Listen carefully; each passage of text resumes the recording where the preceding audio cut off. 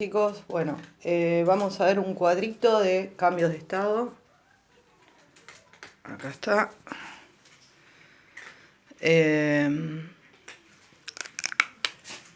Cambios de estado. Y ahí dice por qué se dan los cambios de estado. O sea, los cambios de estado se dan por cambios de temperatura o de presión en la materia, ¿no? En la materia que está en estado líquido, por ejemplo, si le aumentamos la temperatura, pasa a estado vaporizándose a estado gaseoso. Después, si tenemos algo en estado gaseoso, ay, me olvidé de poner acá. A ver. Si tenemos algo en estado gaseoso que pasa a estado plasma, que es el cuarto estado de la materia, ionización. Se dice que se ioniza y de plasma a gaseoso, desionización. Bueno, capaz que escucharon hablar del resto de los estados de la materia, no los tres. Pero hay un cuarto estado de la materia que es el estado plasma. Y de hecho, la lámpara esa que les mostré la otra vuelta, la lámpara de plasma que tiraba... no, a ustedes no les mostré. Bueno, después les voy a mostrar. El sol, por ejemplo, está en estado plasma. Hay una máquina que corta metal que está en estado plasma también. O sea, no la máquina, sino cómo corta el metal.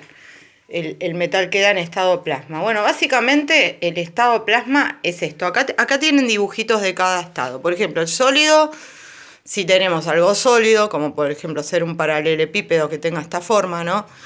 Estaría compuesto por partículas y las partículas estarían organizadas y puestas en forma simétrica, ¿no? En forma no de caos, sino totalmente organizada. El movimiento que tendrían sería de vibración y las fuerzas entre partículas serían de atracción, por eso estarían juntitas. Obviamente siempre hay vacío entre partícula y partícula, no se olviden de eso por el postulado de teoría cinética, pero están organizadas y las fuerzas de atracciones son grandes. Después, en el líquido ya es como que las partículas se van soltando un poco más, ¿no? Y ya tienen movimientos. Esta flechita indica que ya se están moviendo en esa dirección, ¿no? Fluyen, el líquido fluye, tienen movimientos de traslación y de rotación los líquidos, ¿sí? Y vibración, a su vez.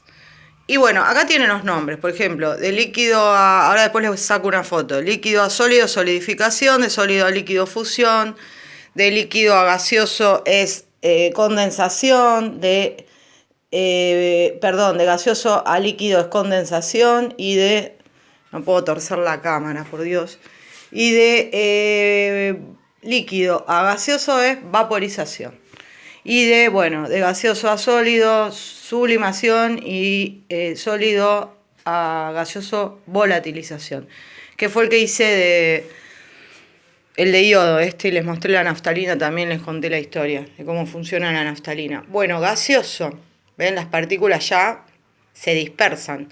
O sea, la fuerza de repulsión acá entre partículas es enorme. Por eso las partículas tienden a ocupar la mayor cantidad de volumen que puedan. Si este tarro estaría abierto, bueno, las partículas empiezan a salir, ¿no? Y tratar de ocupar todo el ambiente.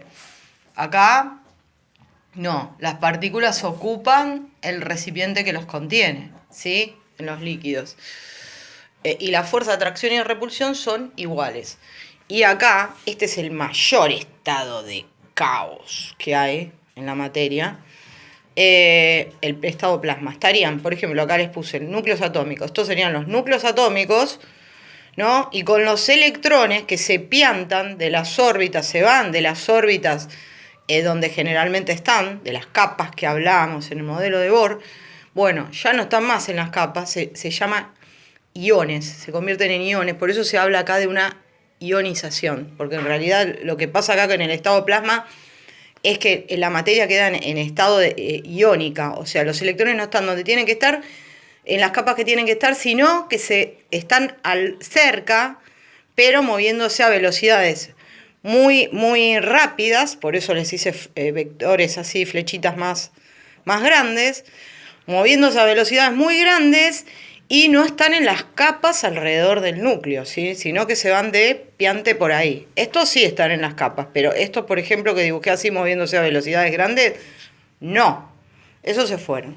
Bueno, y esto, muy interesante, esto que escribí ahí, dice, sólido, líquido, gaseoso, plasma. Es como, y ahí tenés una flecha abajo que te indica que de izquierda a derecha